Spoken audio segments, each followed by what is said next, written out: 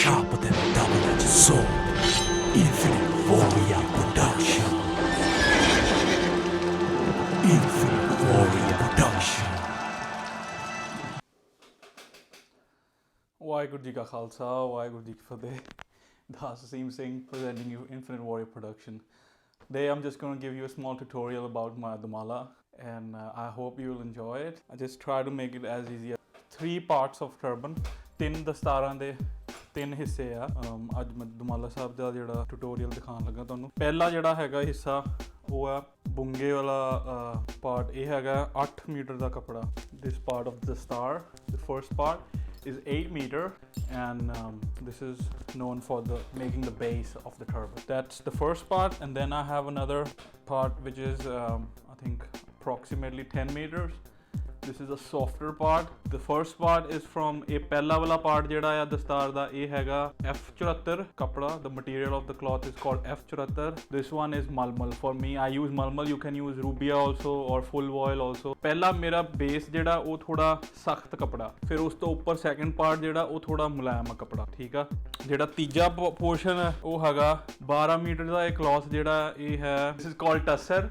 Yeah, third part. So today what I'm going to show you is basically the turban that I make these days in Germany. When I was in India I was making the bigger one, and jehdi India ch Amritsar sahib thiga tad I was making the turban Dhumalla sahib. I think it was around about 35 meter, around more than 35, I think 36 meter I think it was. This one is I think around about 30 meter ਦੇ ਲਾਗੇ ਹੈ, ਪਰ ਇਹ ਛੋਟਾ ਹੈ ਉਹਦੇ ਨਾਲੋਂ। ਤੇ because here the star ਉਹ ਵਾਲਾ ਬੁੰਗਾ ਚਲਾ ਕੇ I cannot go in the train. I have always a problem because ਉਹ ਟ੍ਰੇਨਾਂ ਇੱਧਰ ਦੀਆਂ ਨਾ ਬੜੀਆਂ ਛੋਟੀਆਂ, ਇੱਥੇ ਤੱਕ ਹੀ ਆਉਂਦਾ ਮਸਾ ਬੰਦਾ, ਉਸ ਕਰਕੇ that's why I didn't. Today I'm going to give you the tutorial for the smaller one. Maybe another day I'll make a tutorial for a bigger one. Okay, so first of all start with the ਕੰਗਾ ਪਾਣਾ ਆ ਕੇਸਾਂ 'ਚ ਚੰਗੀ ਤਰ੍ਹਾਂ। comb your hair nicely. ਕੇਸਾਂ ਮੇਰੇ case I don't have enough such thick case. I'm trying my best to take care of them. ਕਾਫੀ ਝੜ ਵੀ ਗਏ ਆ, ਪਰ ਗੁਰੂ ਸਾਹਿਬ ਕਿਰਪਾ ਕਰਨ ਥੋੜੀ ਕੇਸਾਂ ਦੀ ਹੋਰ ਮਿਹਨਤ ਕਰਕੇ ਸੇਵਾ ਕਰਕੇ ਠੀਕ ਕਰਨੇ ਆ case.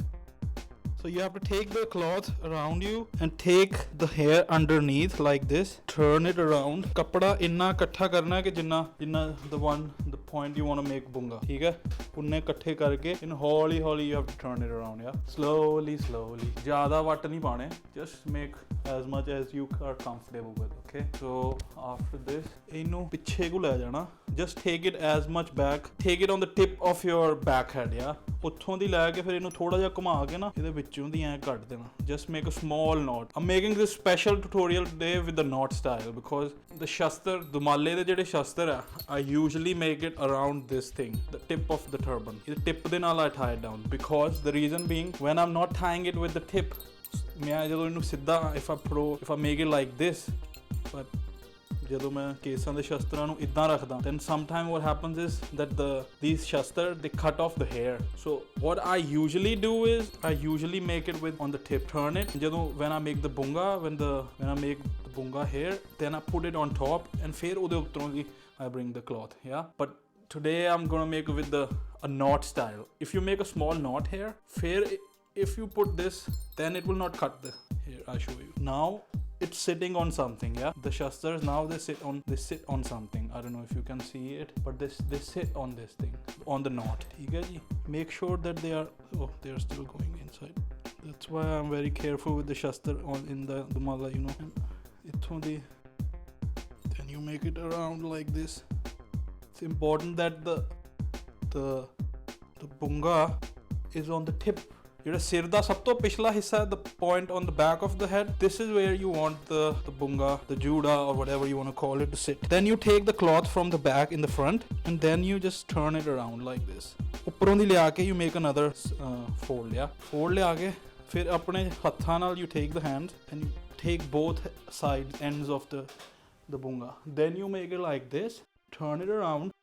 Pehle first part make it a bit tight. Yeah, it is still loose. You can see the bunga is still loose, but what happens when I take the kanga, ਜਦੋਂ ਆਪਾਂ ਕੰਗਾ ਲਈਦਾ, ਕੰਗਾ ਜਦੋਂ when the kanga goes back and when it goes inside so after the kanga has gone, now what will happen is ਹੁਣ ਤੁਸੀਂ ਆਪਣੀ ਦਸਤਾਰ ਨੂੰ ਨਾ ਕੱਸ ਸਕਦੇ। then just take it around like this. ਕੋਸ਼ਿਸ਼ ਕਰਨੀ ਕਿ ਕੰਨ ਦੇ ਉੱਤੋਂ ਦੀ ਰੱਖਣਾ ਹੈ, ਕੰਨ ਦੇ ਉੱਤੋਂ ਦੀ ਰੱਖਦੇ ਹੋਏ make a shape of a tower.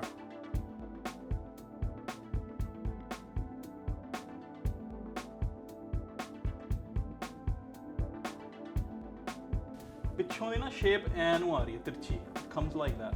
ਇਹ ਸੀ 8 ਮੀਟਰ ਦਾ, 8 metre. now comes the second part. ਹੁਣ ਦੂਜਾ ਪਾਰਟ ਹੈ, ਇਹ ਮੈਂ ਯੂਜ਼ ਕਰਦਾ ਮਲਮਲ ਦਾ ਕਪੜਾ. ਦੂਜਾ ਪਾਰਟ ਥੋੜਾ ਹਲਕਾ ਰੱਖਣਾ ਕਲੌਥ ਜਿਹੜਾ, ਕਿਉਂਕਿ ਇਹਨੇ ਕੱਸ ਪਾਣੀ ਆ ਦੁਮਾਲੇ ਨੂੰ. ਹੁਣ this is gonna make it tight. so ਇਦਾਂ ਖੋਲ ਕੇ ਫੈਲਾ ਲੈਣਾ. ਇਹ 10 ਮੀਟਰ ਹੈ, ਠੀਕ ਹੈ. ਦੋਵੇਂ ਸਿਰਾ ਇਕੱਠੇ ਜੋੜ ਕੇ ਇਦਾਂ take the both ends and make it like this. then ਇੱਕ ਸਿਰਾ ਇੱਕ ਹੱਥ ਫੜ ਲੈਣਾ, ਦੂਜਾ ਸਿਰਾ ਲੰਮਾ ਸਿਰਾ ਇੱਧਰੋਂ. ਫਿਰ ਇਹਨੂੰ ਪਿੱਛੋਂ ਕੰਨਾਂ ਤੋਂ ਲੈ ਕੇ ਇਹਨੂੰ ਇਦਾਂ ਕੱਸ ਪਾ ਕੇ make a cross, then cross ਪਾ ਕੇ ਬਸ ਪਿੱਛੇ ਨੂੰ ਲੈ ਜਾਣਾ. ਇਹਨੂੰ ਇਕੱਠਾ ਕਰਨਾ. ਫਿਰ always make sure that you take the cloth in both of your hands like this. ਇਕੱਠਾ ਕਰਕੇ ਫੈਲਾ ਕੇ, ਫਿਰ ਪਹਿਲੇ ਫੈਲਾਣਾ, ਫਿਰ ਇਕੱਠਾ ਕਰਨਾ, ਫਿਰ ਇੱਧਰੋਂ ਦੀ ਐਂ ਲਿਆਉਣਾ, ਠੀਕ ਹੈ. the cross that you made, ਉਹ ਕ੍ਰੋਸ ਦੇ ਉੱਪਰੋਂ ਦੀ ਲਿਆਉਣਾ. ਇੱਕ ਵਾਰੀ, 2 ਵਾਰੀ ਵੀ ਲੈ ਕੇ ਆ ਸਕਦੇ ਹੋ. then ਇੱਕ ਵਾਰੀ ਫੇਰ ਇਸ ਤਰ੍ਹਾਂ ਦੀ. ਫਿਰ what you do, ਫਿਰ ਹੁਣ ਤੁਸੀਂ ਉੱਪਰੋਂ ਦੀ ਲੈ ਕੇ ਜਾਣਾ. now just make the cloth go from the back, same position, little bit up, then put it in the back, let it go back like that. ਪਿੱਛੇ ਲੈ ਜਾਓ, ਇਦਾਂ ਹੀ ਛੱਡ ਦਿਓ ਭਾਵੇਂ. ਨੈਕਸਟ ਟਾਈਮ 'ਤੇ ਅਸੀਂ ਫਿਰ ਇੱਕ ਵਾਰੀ ਲੈ ਕੇ ਜਾਵਾਂਗੇ. ਇੱਕ ਵਾਰੀ ਫਿਰ ਇੱਦਾਂ ਇਹ ਆ ਗਿਆ ਕੱਪੜਾ ਪਿੱਛੇ, ਬਿਲਕੁਲ ਪਿੱਛੇ ਕਰ ਦੇਣਾ. ਹੁਣ ਬਿਲਕੁਲ ਪਿੱਛੇ ਤੱਕ ਲੈ ਜਾਣਾ ਇਹਨੂੰ, ਫਿਰ ਕੱਸਣਾ ਪਿੱਛੋਂ ਦੀ. You have to make it tight. ਹੁਣ ਪਿੱਛੋਂ ਦੀ we have taken the cloth. Then ਇਹ ਪਹਿਲਾ ਯੂ ਬਣਾਉਣਾ ਥੱਲੋਂ ਦੀ, ਪਹਿਲਾ ਯੂ, ਜਾਂ ਯੂ ਕਹਿ ਲਓ ਜਾਂ ਚੰਦ ਕਹਿ ਲਓ, ਠੀਕ ਹੈ. ਪਹਿਲਾ ਚੰਦ ਬਣਾ ਕੇ ਕੱਪੜਾ ਨਾਲ ਦੇ ਨਾਲ you have to make sure that it's not getting entangled. ਕੱਪੜੇ 'ਚ ਵੱਟ ਨਹੀਂ ਪੈਣੇ ਚਾਹੀਦੇ, ਦਸਤਾਰ ਦੇ ਕੱਪੜੇ 'ਚ ਵੱਟ ਨਹੀਂ ਪੈਣੇ ਚਾਹੀਦੇ. ਸੋ ਮੇਕ ਸ਼ੋਰ ਨਾਲ ਦੇ ਨਾਲ ਹੱਥ ਦੋਵੇਂ ਪਾਸੇ ਚੱਲਦੇ ਰਹਿਣ.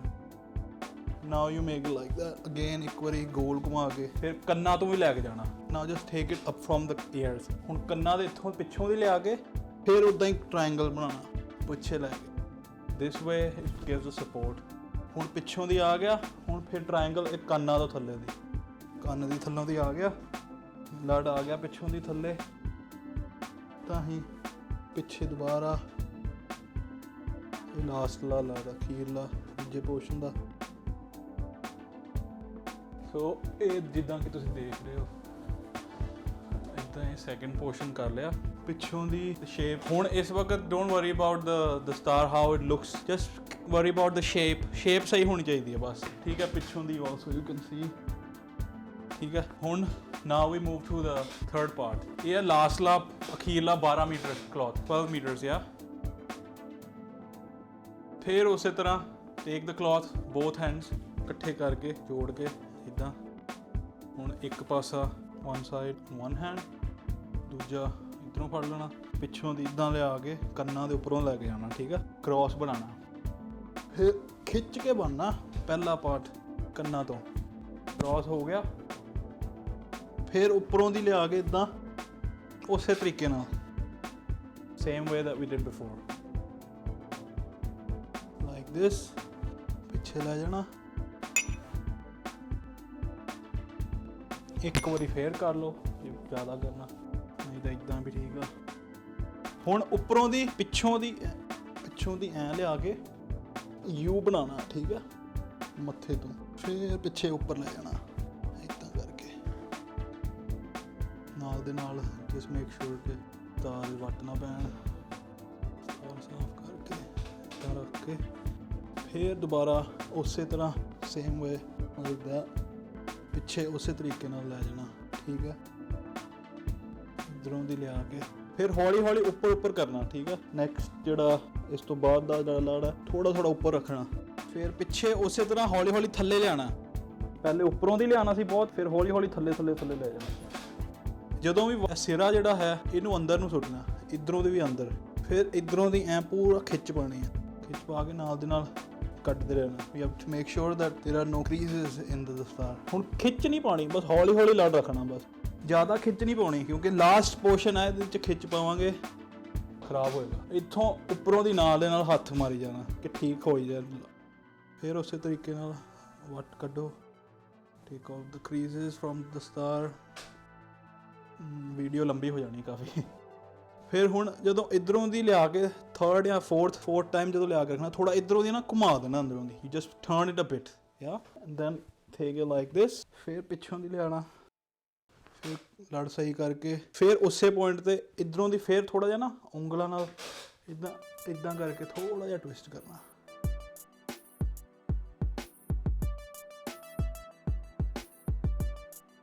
ਫਿਰ ਉਸੇ ਤਰੀਕੇ ਨਾਲ ਦੁਬਾਰਾ ਸਿਰੇ ਅੰਦਰ ਕਰਕੇ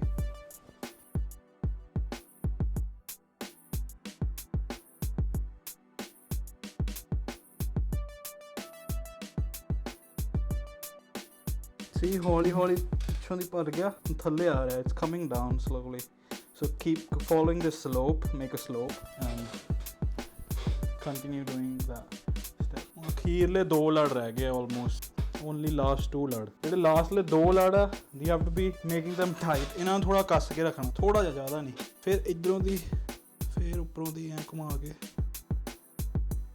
ਲੜ ਥੋੜਾ ਖਰਾਬ ਹੋ ਗਿਆ, ਕਰੈਕਟ ਇੱਥੇ ਕੋਈ ਪ੍ਰੋਬਲਮ ਹੈ we can correct it later also. ਇਹਨੂੰ ਜ਼ਿਆਦਾ ਟੈਨਸ਼ਨ ਨਹੀਂ ਲੈਣ ਦੀ ਲੋੜ। Don't worry about that too much.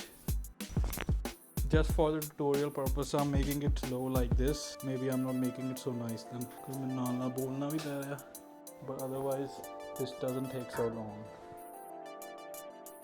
ਹੁਣ ਜਿਹੜਾ ਲਾਸਟ ਲੜ ਹੈ ਇਹਨੂੰ ਖਿੱਚ ਕੇ ਫਿਰ ਇੱਧਰੋਂ ਦੀ ਨਾ ਅੱਗੇ ਨੂੰ ਲਿਆ ਕੇ ਪਾਉਣਾ ਜ਼ਿਆਦਾ ਲੜ। ਫਿਰ ਪਿੱਛੋਂ ਦੀ ਬਸ ਸੈਂਟਰ 'ਚ ਹੀ ਖਤਮ ਕਰ ਦੇਣਾ। ਇਹ ਪੀਸ ਜਿਹੜਾ ਬਚ ਗਿਆ, ਜਿਹੜਾ ਬਚਿਆ ਪੀਸ ਹੈ, ਜ਼ਿਆਦਾਤਰ ਤੇ ਪੀਸ ਜਿਹੜਾ ਬਚਦਾ ਹੈ that last ਲੜ sometimes goes till here। best way is ਕਿ ਇੱਥੇ ਸੈਂਟਰ 'ਚ ਹੀ ਖਤਮ ਹੋਏ। ਜੇ ਜ਼ਿਆਦਾ ਹੈਗਾ ਕਈ ਵਾਰੀ ਉਹਨੂੰ ਪਿੱਛੋਂ ਦੀ ਲਿਆ ਕੇ ਵਿੱਚ ਕਰ ਇੱਦਾਂ ਇਹਦੇ ਅੰਦਰ ਪਿੱਛੇ ਕਿਤੇ ਲੁਕਾਉਣਾ ਪੈਂਦਾ। so most of the times if the turban is ending here that means you have made really good turban। ਇੱਥੇ ਆ ਕੇ ਸੈਂਟਰ 'ਚ ਖਤਮ ਹੋਇਆ, ਫਿਰ ਜਸਟ ਇੱਥੇ ਇਹਦੇ ਵਿੱਚ ਪਿੱਛੇ ਫਸਾ ਦੇਣਾ। ਹੁਣ ਨਾਓ ਹਜੇ ਖਤਮ ਨਹੀਂ ਹੋਏ, ਜਸਟ ਇਹਨੂੰ ਸਾਫ਼ ਕਰਨਾ ਪੈਣਾ। I think just clean it now. ਪਿੱਛੋਂ ਵੀ ਹੱਥ ਮਾਰ ਕੇ ਜਸਟ ਕਲੀਨ ਇਟ ਆ ਉਂਗਲਾਂ ਨਾਲ ਚੰਗੀ ਤਰ੍ਹਾਂ। You can C it from the back also. ਹੌਲੀ ਹੌਲੀ ਉਂਗਲਾਂ ਨਾਲ ਨਾ ਸਾਫ਼ ਕਰਨਾ।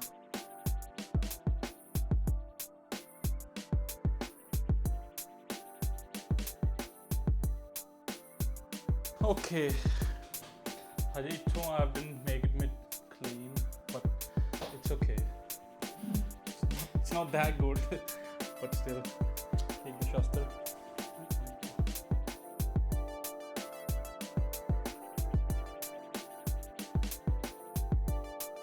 ਚੱਕਰ ਥੋੜਾ ਜਿਹਾ ਇੱਥੇ ਫਸਾ ਕੇ ਹੁਣ ਪਿੱਛੋਂ